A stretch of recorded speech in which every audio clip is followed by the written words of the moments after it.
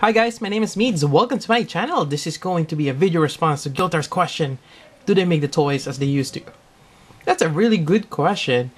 And, for me, I ponder about it, and it's kind of like a flashback when I was young. And, well, my perspective of toys is a little different now. Since, I'm an adult now. And things have changed a lot ever since. So, my answer to that question right away is no. It's a lot different now. Now, in terms of are they cheaping out on us, or being cheap, meaning that they trying to do shortcuts by using less material and any of that sort? Well, that could be debatable, and certain aspect kind of tells me they are, which I'm gonna go over. And certain aspect kind of made me realize the reason for doing that. And since I'm I'm a big fan of Super Deform, I'm gonna go over the Super Deforms as a good example. So as you can see in front of us, I have a handful of them, ranging from some are older kits like this guy here. This is a SD Goof, which I kind of painted, and yes, he has two eyes. It's supposed to be a mono eye. I have a Blade Zaku here, and I have the Alex, NT1 Alex, and a unicorn on the back, and I have actually a few more on my side which I'm gonna go over. So let's go with the first thing that I noticed. Alright, so the very first thing that some might notice over the progression of Super Deform is having the knees. That's like a big breakthrough in Super Deform. So they used to have this, guys, just foot or feet. Then you have the torso, and you have the arms, and that's pretty much it. And this is kind of goes where you have the 5-point of articulation. You have the neck, the shoulders, and the feet. I mean, you could have legs, but this is pretty much. And some of them have movable wrist, but rarely. So you only get this this articulation. And it's still adorable. You got your Super Deform here, and you can have a lot of them in an army, and for the most part they do the job being a Super Deform. It's nice. Then eventually they upgraded the Super Deform design to have legs, which is a great thing because they're a lot bigger now, and although they're Super Deform, they're better in proportion in terms of Super Deform, and I really like that. And I think a lot of you would agree on that. That's a great breakthrough in Super Deform. Now, moving to the second point. The second thing I noticed is the elbows. Before, they have this really cool design of two polycaps, as you can see there, that connects together. And also they have the wrist articulation there. And I really like this. It gives the SD double joint for the elbows really great, and you can also swivel right there, right on the elbow, and it's really great. It's very solid construction. I really liked it.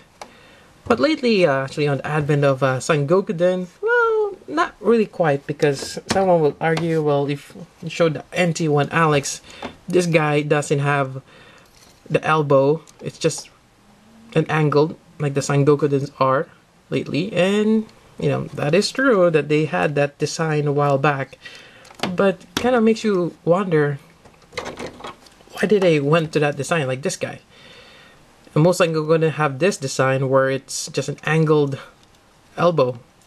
I mean, that kind of sucks. You can't really do double joint. But kind of realize, for the most part, you're gonna have your SD standing up like so, and you don't really need articulation on the elbows. And still, I will wish they have that. I mean, it's a cool gimmick, and why remove something that's already been working? Although they did add that back. I think the Super Deform wing EW that they had, as well as the Age, they did bring that elbow articulation back, which is nice, and they kind of just changed it a little bit. Now you have a polycap inside the forearms, and just one side kind of latches on the upper arm.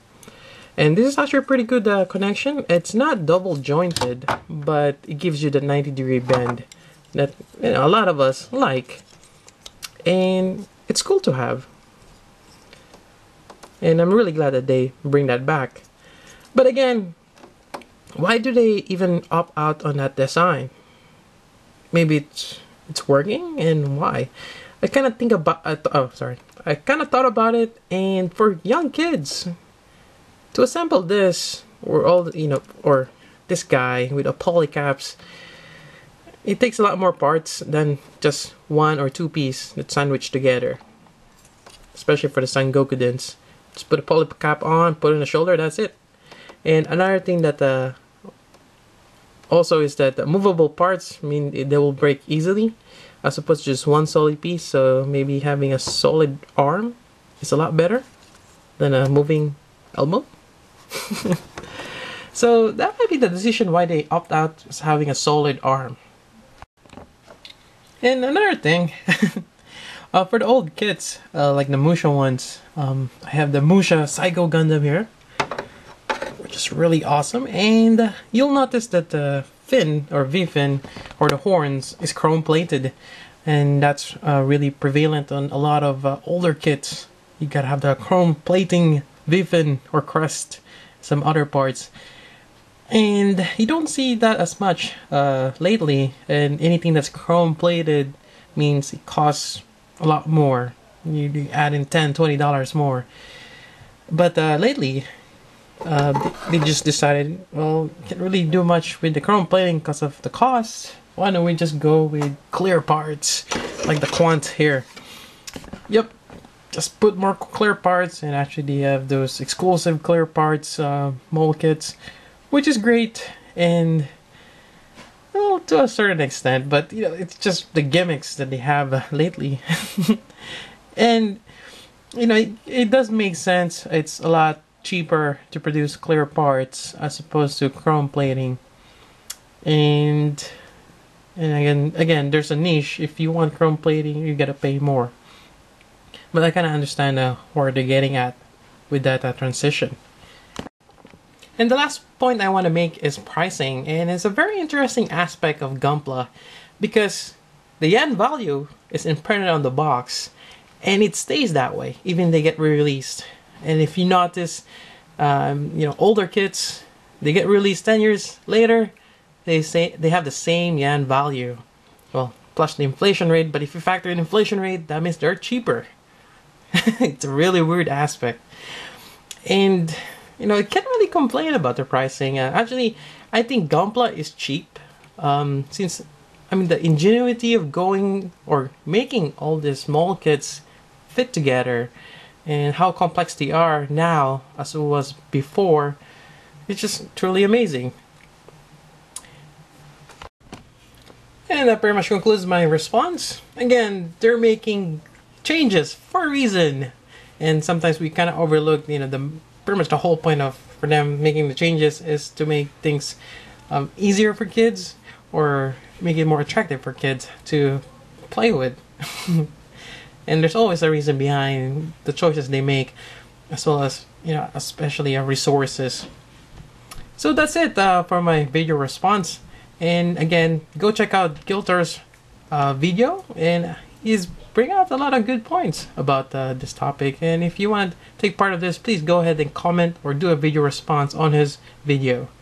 Alright, so thank you very much for listening in. So until then, this is Meads. Thank you for watching. Alright, this is just kind of an afterthought. When I was young, I have a figure kind of like this. It's monochrome in color. It's actually all red, and I just have the 5 points of articulation. And I enjoy playing around with it. I didn't have any problems because in my mind, it's something else. It's colored differently, it can move a lot more, and I don't need a tangible background. I just use my imagination. I've been playing on the couch, on the table, anywhere. And that magic, I'm just gonna refer to it as magic, or pretty much the imagination, kind of lost its way as we grow up. And as an adult, we kind of want to see things, it's more tangible. And in some sense, it's kind of lost. The magic is kind of lost there. But, you know, it's still there. And I still believe it's still there. It's just that, I mean, now that we have resources, I could paint this the way I wanted to in my imagination. And I could make the effect parts, you know, make a diorama and make it, you know, bring it alive and be able to share with the community. So just something I want to say, an afterthought. Also, I would really appreciate to have something this when I was little, you know, having elbow, ankle, and you know, a lot of articulation. And this is one of those amazing, very cheap figure that you can just paint up and do a lot of things. And if for those who are wondering, this is the mode lock Gurns pack that it's actually also, it's like a clearance thing that you can find anywhere. Alright, there we go.